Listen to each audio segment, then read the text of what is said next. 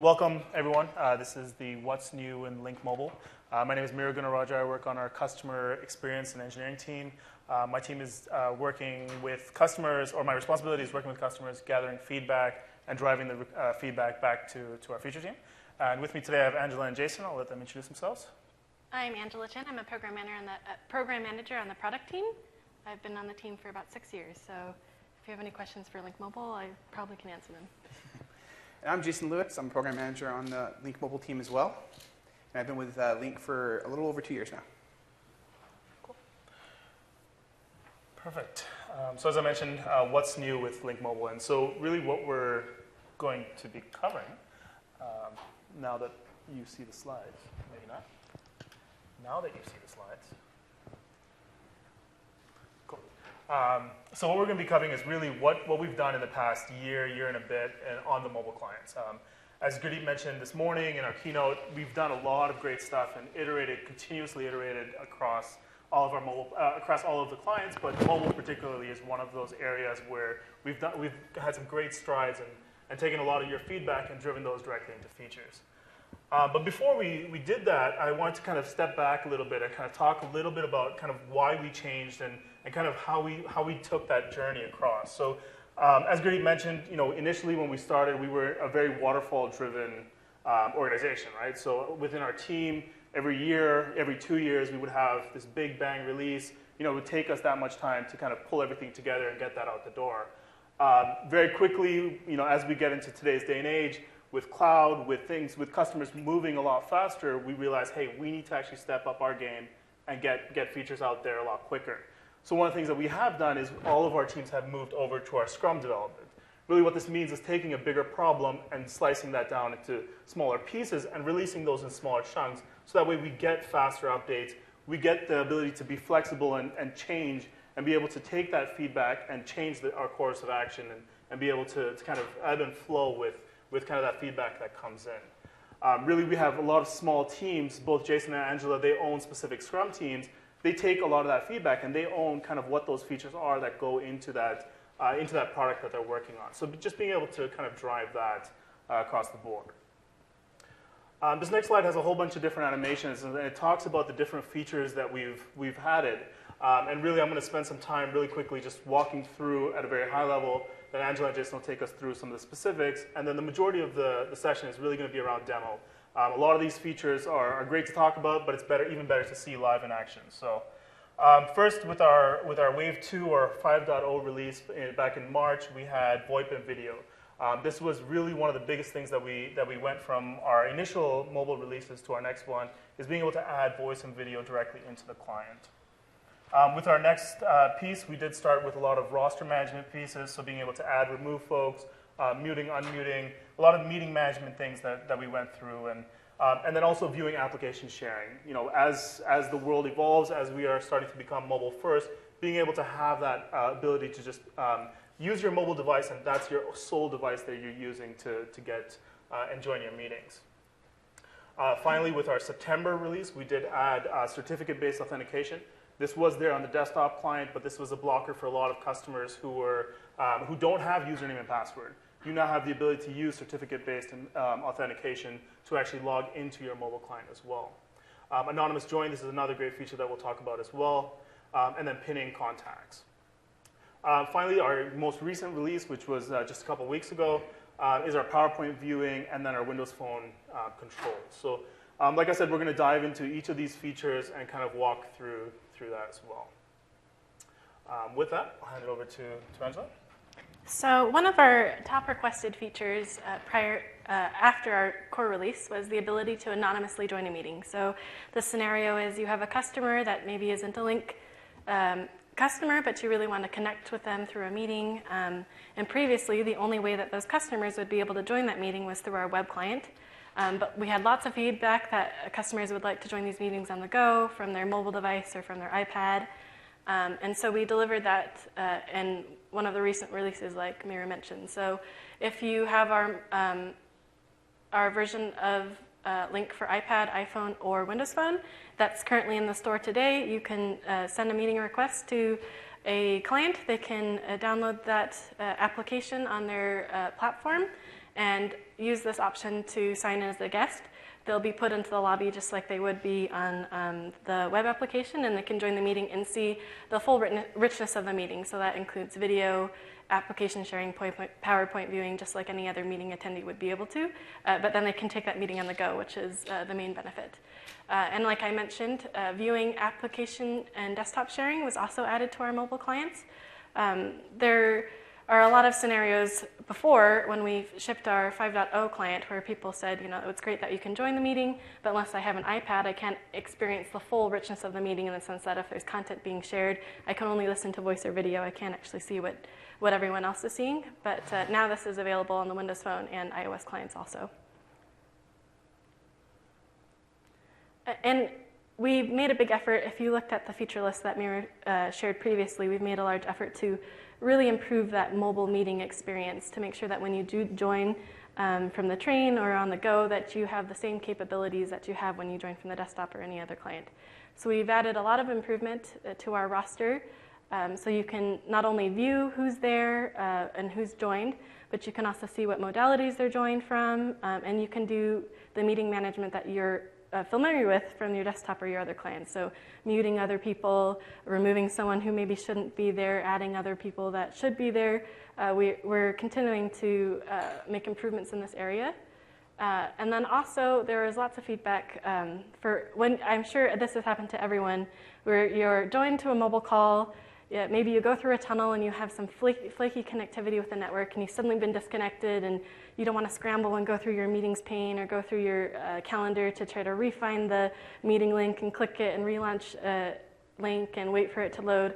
So we've added a better experience so you can rejoin a meeting with one click. So if you do go through that tunnel, you get disconnected. Once you have network connectivity again, you can just, right in that same conversation window, click and rejoin without any issues. Jason's going to share the rest of the new features that we have.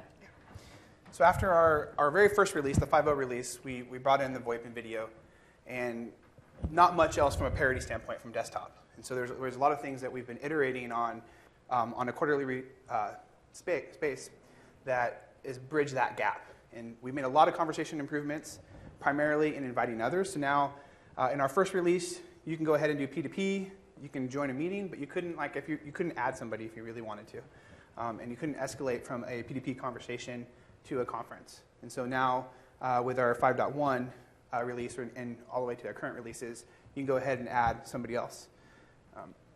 You can also start, if you have a team group that you have in Lync, you can go ahead and start a group conversation right ad hoc without having to schedule a meeting. On Windows Phone, you can press and hold and go ahead and go right into the group contact card and start a conversation really quickly. And that's for all the modalities. Another parity feature from desktop is the ability to transfer a call. So now with the Lync mobile clients, you can, if you're on the call with, say, Joe, and you need to, I don't have the answer for Joe, I need to give it to somebody else, so then you can go ahead and forward that call to somebody else or transfer it. A couple things that we did in our last release, our last two releases, really to kind of strengthen our own platform, the Windows Phone platform, and bring in some cool new features to that platform, is we added the ability to pin a contact. And this is a great scenario if you have one or two people or a handful of people that you talk to a lot. And so you don't have to actually launch the app, go find them in your contact list or search for them if they're not in your contact list. You can, from a single click on your home screen, you can go ahead and go right into the conversation with them and start a conversation, either an IM or call. Something that we added in the last release is we wanted to try to get into some more mobile-specific scenarios and really drive home not just necessarily getting parity with desktop, but doing things that you would really want to do when you're on the go. And so say if you're in the mall or you're walking from meeting to meeting, you don't want to be trying to tap like 3 different locations to try to join a meeting. You want to do it really simply. So now we have the ability to where you can go ahead and on the Windows Phone press and hold on the Windows key, tell it what you want to do, and so you can join a meeting, you can view your meetings, you can play a voicemail, and you can view your voicemail. All right, time for some demos.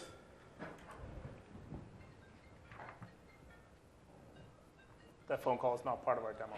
Just wanted to call that out.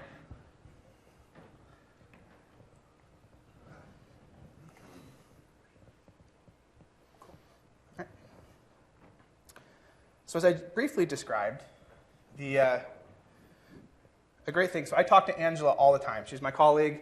We're probably chatting 10 times a day easily. And so I want to have a really quick way of accessing and get to that conversation really quickly. So I have Angela pinned as a contact. I can tap on it, and it'll launch Lync, and it'll go right into the conversation. And so from here, I can do anything. I can go ahead and send her an IM.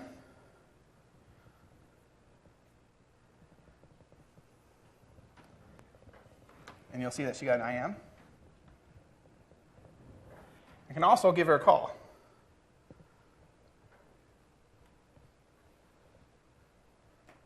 And I'm just going to quickly mute here before you hear some screeching. And so now, from a really quick couple of clicks, I was able to IM her, or I can go ahead and give her a call. Very nice. So now, me and Angela are talking, and we realize we need to bring in somebody else. We need to bring in Miro into the conversation. So let's go ahead and add Miro.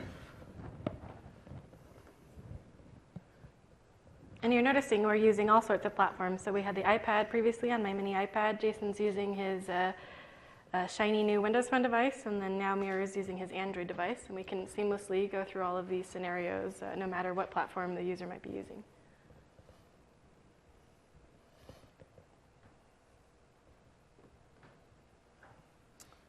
So now I added Miro to the conversation. So now the three of us can go ahead and work out whatever the problem that we have, or celebration that we're celebrating. So maybe I was in the call originally with Jason, and he added Miro, but I didn't really see, or he didn't tell me who he was going to invite. So now from this roster, I can kind of see that Miro's joined the call, and if I go ahead and tap on Miro, I can see that Miro's joined to IM. He's also muted. He's on voice, so I have that rich roster, that experience that we're used to seeing on the desktop. And you're kind of not left in the dark if you're talking. If someone can't hear you, you can kind of see if they're connected to voice or not. But let's say I saw Miro and I was like, oh, I don't really want Miro to be here. He can't celebrate with Jason and I because we're way cooler than he is. So I can go ahead and remove Miro from the conversation, and I can do that meeting management that I talked about a little bit earlier. And so let's decide, Jason and I were having a really good time, and I decided I really want to bring some other folks into this conversation. From my conversation list, I can send a group IM, as Jason mentioned. Let me mute myself so I'm not. That's me, sorry. I rejoined the conversation really quick. So. I blame Jason. I can go ahead and invite a group to a conversation, so I don't have to go and individually add, all of these people to my conversation. I can, with one touch, say, hey, I'm at Lync conference, to the entire group without much trouble. And so I think I didn't show it, but Jason was able to rejoin that conversation that we had. He's able to join. So these are just some of the ad hoc improvements we've had. This wasn't a planned conversation that we had, but still on the mobile device, like we can participate in it fully. And then everyone's congratulating us for being here. All this right. is live, by the way. This Yep. is all folks back in Redmond that are going to be responding here. So we'll hope they keep it PG. All right, so we'll dive into a different scenario. So that was an ad hoc conversation, wasn't planned, but I think the number one scenario that most of our mobile customers has is the meeting join. That you're on the go, you're safely driving with a Bluetooth headset in your car, and you really want to join that meeting, or you're in that train, you're on the way to the meeting, and you have your mobile device, and you don't want to open your laptop to join the meeting. On my iPad, I can come in. We have this nice meeting view, which is kind of something that we're adding across all of the Lync endpoints, not just on mobile. But I see that I have this demo meeting coming up, but I just kind of want to join it without having to set up my full laptop experience or sign into a desktop. So with one click, I can go ahead and join the meeting. And then Jason also from his Windows Phone can do likewise. So I see already that Miru's here in this meeting already. And I'll take this time a little bit to show some of the improvements while everyone else joins. So you'll notice this is our new iPad client. It's just freshly out. And we've made improvements so that to upgrade our UI to the iOS 7 UI. This, I guess, kind of demonstrates our our desire to make sure that the user's comfortable on their endpoint. If they're used to iOS look and feel, we want to make sure that they're comfortable using Lync, and that we've updated the UI to ensure that that continues to be a comfortable experience and it's first class on that device. Cool. And then one of the other things that we also mentioned is around desktop and application sharing, right? So not only can you kind of view that and be able to join that meeting and get that audio, but being able to get that rich meeting experience where you can actually view desktop sharing. So right now what you're seeing is I'm actually going to be sharing my desktop from my laptop here, and then you'll see that directly on the mobile phone. And so pretty much across all the mobile phones. And then one of the other great things is that on the mobile phone, if it's a smaller screen, you can actually pinch and zoom. So being able to zoom directly into that content and driving that. And so Angela can show that, and so she can zoom that out. On an iPad, it's a little bit easier. You have a bigger screen. If you have a smaller screen, it becomes easier to kind of zoom in. And actually, I'm just going to do a quick plug here. Later on today, when we have the Ask the Experts session, we will be having all these sessions across the board, so that will be at 5:30 later today. We will have a whole bunch of folks from our product team. If you have any specific questions or specific feedback, they're going to be there talking about all of that. So if you're interested in voice video, amazing web experience, mobility, async, or presence and chat, and then manageability, they'll have different sessions in different rooms. So that's that there. Let me show you one quick thing. So just to show you that it does work on Windows Phone as well, you can pinch and zoom. Not that you really want to on a 6-inch device, but but there are some customers that say, why would I want to? How could I see a PowerPoint, or how could I participate in a shared meeting from my mobile device? But through the pinch and zoom, you can read text, and you're able to participate like other users, even though you have the smaller device. And then one of the things that Gurdeep talked about this morning was around the anonymous join. And so this scenario is actually really valuable when it comes to, you're working with a customer or you're working with a specific partner who may not have Lync today. And so if they try to join from their mobile device, they'll get routed to sign in, and they get to the sign-in screen, and they're like, well, what do I do? I don't have an account. Or they try to enter something in, and it fails, and so they come back to you and say, well, I can't join your meeting. So now, you send them the meeting link, very quickly it'll take them to the browser, and then it'll bring them back to Lync, where they can very quickly enter in and sign in as a guest. But however, if you are a Lync user and you do get a link, you still get that option to sign in. So in case you aren't signed into the app, you have that option to do that. So let me sign in as a guest here. If I just type in guest, and I can't type, so my name is going to be whatever that was. And then you'll have the same functionality. So you'll be presented and you'll be joining the meeting, but you will actually be put into the lobby. So you're not going to actually, I think I'd bypass lobby on this, but you can set up the meeting settings. So if you want anonymous users to go directly in, or if you want them to sit in the lobby. But that user now has the full richness of that meeting, right? So I have all the content. I can go in and see who the participants are.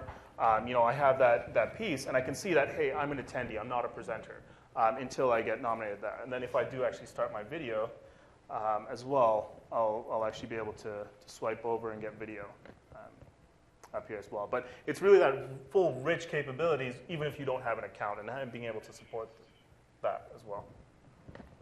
So there's Angela's video. So. But can you share your mobile phone desktop with the other user? Not today, no. Yeah, so just to repeat the question, it was can you share your mobile screen out into the meeting? And that's not something that you can do today. No. And then really quickly, if I just jump back to my desktop here, was PowerPoint sharing and being able to view uploaded PowerPoint files. So right now I have a PowerPoint that's showing, and we can probably just show that there.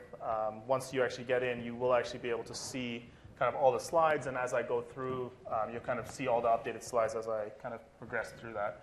We'll show the iPad there. So as I switch slides on my desktop, you do get the transition and kind of the slide viewing on there as well.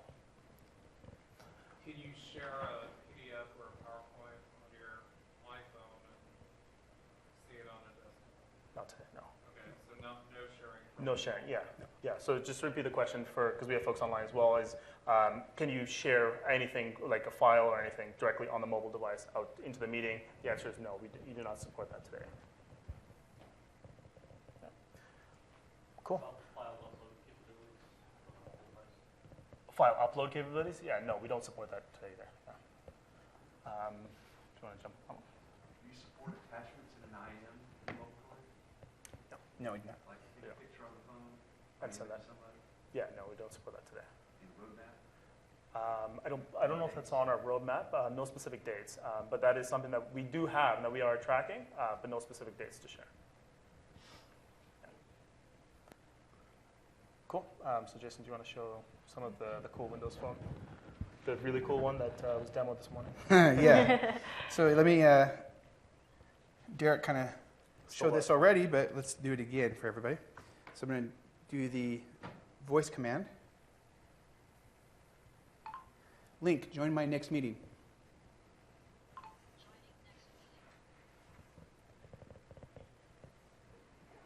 And so this is great if you're like driving and you have connected safely to Bluetooth, not looking at your device, not holding your device. You know, you're safely connected on Bluetooth. I just want to make sure I reiterate that.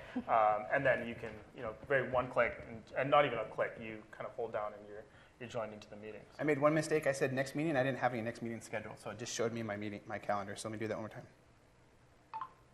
Lync, join my current meeting.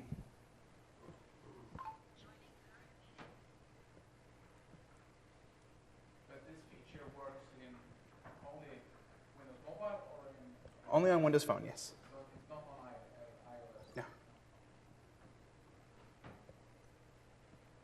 Are there APIs for that? Will that be coming? Does Apple, or does, Apple doesn't provide Siri integration for third-party apps. no? How about Android? Android, we're working on some other things first.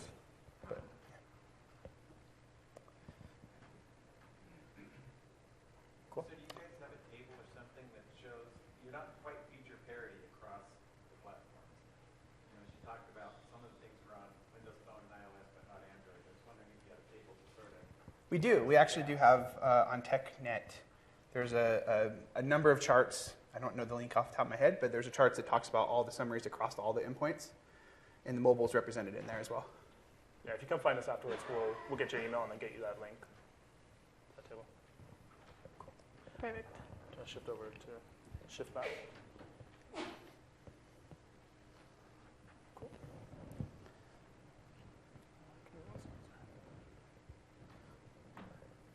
So a couple other things that we added recently is that we have Sorry. we added a bunch of some new authentication mechanisms. So those familiar with desktop, we've had Lync certificate auth for a while, and we've brought that to Lync Mobile on iPhone and iOS and Windows Phone.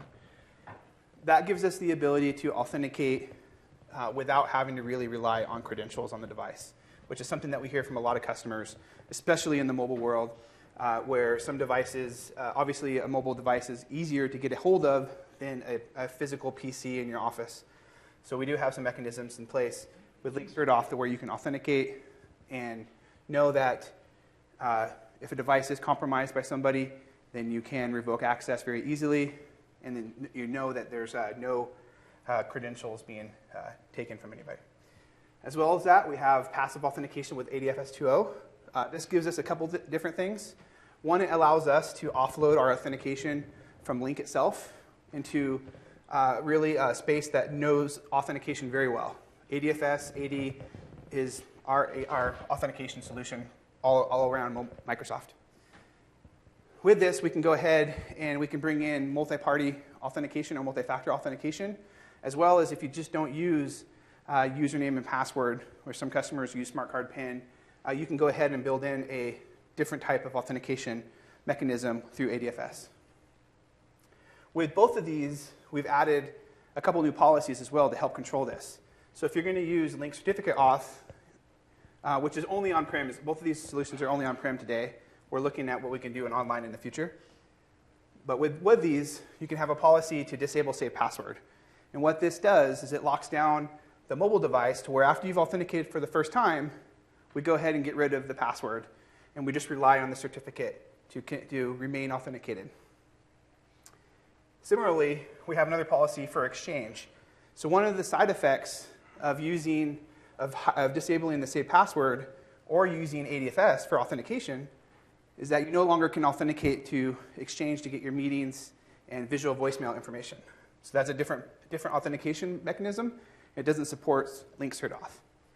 And so we have the ability for the admin, if you're a customer who doesn't want to, either they don't use Exchange, or if they're going to disable safe password to lock down the mobile device, then you can go ahead and turn this off as well. And then the end user won't even see Exchange. They won't see the meetings environment. They won't see the visual voicemail. So from an end user perspective, they're not seeing behavior in the client that doesn't work. So we talked about iOS and Windows Phone quite a bit. Android, we are very committed to Android. We are working to bridge the parity gap between platforms. We just had a release just last week that started to bridge that gap. So we brought in some support for continuing conversations, which is just a core functionality of Lync.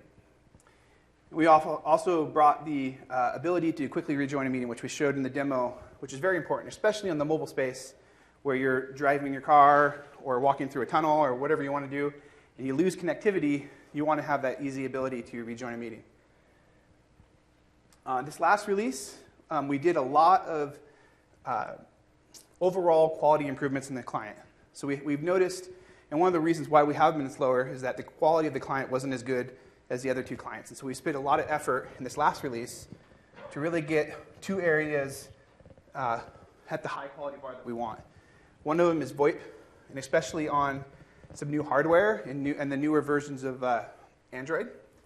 So we made a lot of improvement in that area, and then as well as audio routing. So we had some issues in the past where you might turn on speakerphone, and you leave, speakerphone's still turned on in other apps, and we've improved that quite a bit. And then lastly, as Derek mentioned earlier, tablet is coming. So that is great news. That's probably the number one feedback I get every day from customers is, where's tablet, where's tablet, where's tablet? That will be coming soon.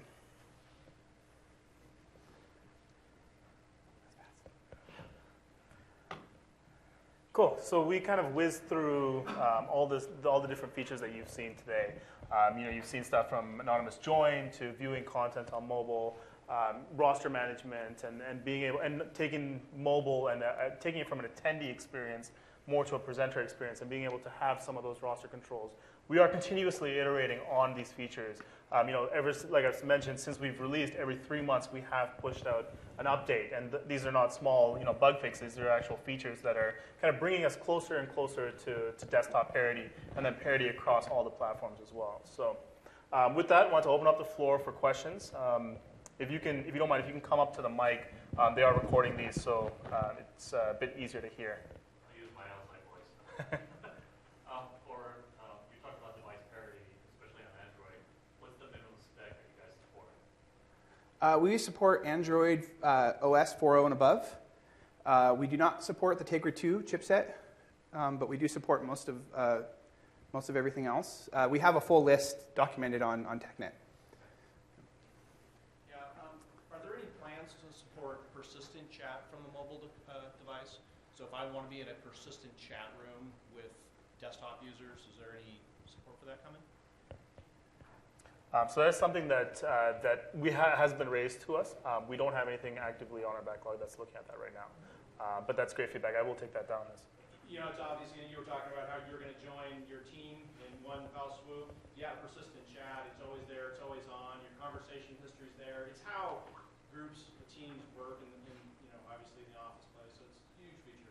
Cool, thank you. Thanks for the feedback. Well, iPhone and incoming calls. Is I misunderstanding that this is not working when you use lock screen? Is this because I lock my screen and the incoming call is not showing up. You should be able to receive calls even under lock screen for both iPad and iPhone. So there's some configuration problem in my phone. We'd have to look, but yeah, It's it should definitely work. supported, yep. Okay, you can show me later. What's wrong? Do you have a time frame for this So that is something that we're definitely looking at. It's in our roadmap. I can't commit to timelines, but it's something that we're looking at. Repeat the question. So the question was, are we going to have voice commands in other languages than English for Windows Phone?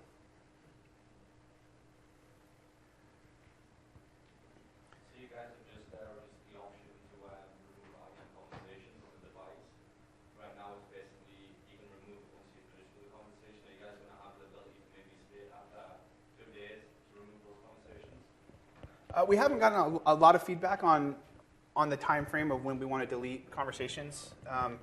Typically what we do today is if you have conversation history disabled, we remove the conversation as soon as it's been terminated. So on either endpoint, it gets removed. I'd love to hear more about scenarios where it makes sense to keep it. In healthcare, we have a HIPAA. BYOD, we have to make sure that any sort of sensitive information, especially if we use other keys, that's actually removed from the device, on the personal device. So we have a lot of concerns in that when it comes to security and making sure that data is being removed from the personal device. Well, today we're probably at the very far extreme where as soon as the conversation's done, it's gone. I have that nailed. It's a pretty cool feature that you guys have started. So just wondering if there time frames added to that policy. Okay. Cool.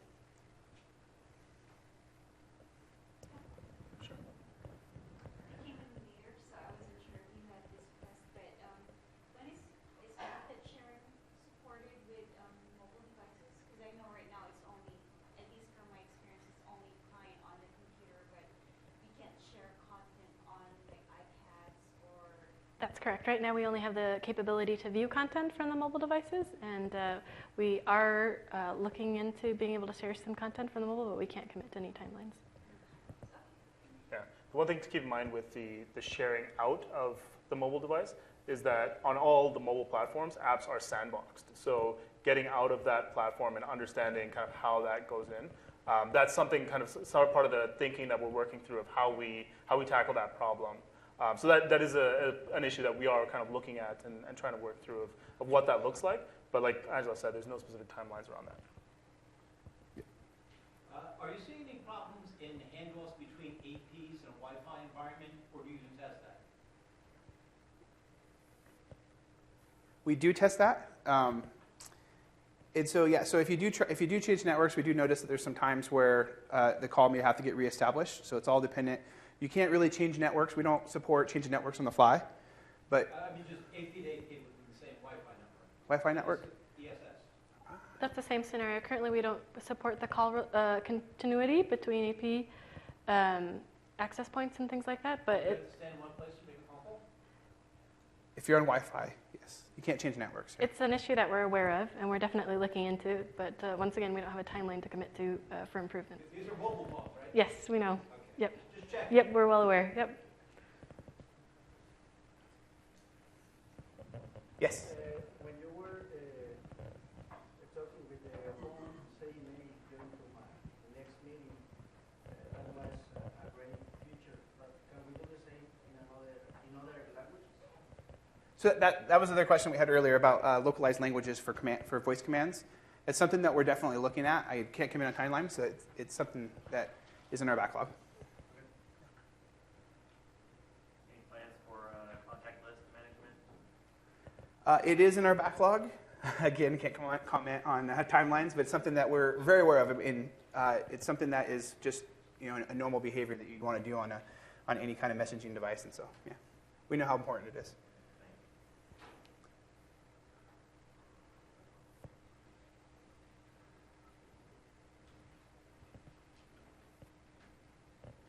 And going back to the AP to AP question, there is another session later on. I think it's tomorrow or Thursday. Tomorrow morning at 9. Yeah, tomorrow morning at 9. That does cover the best practices around setting up your AP networks. All of those best practices will apply to mobile as well. Just it's around the networks that we work with. But again, around that testing, that will be the best place to ask that question as well.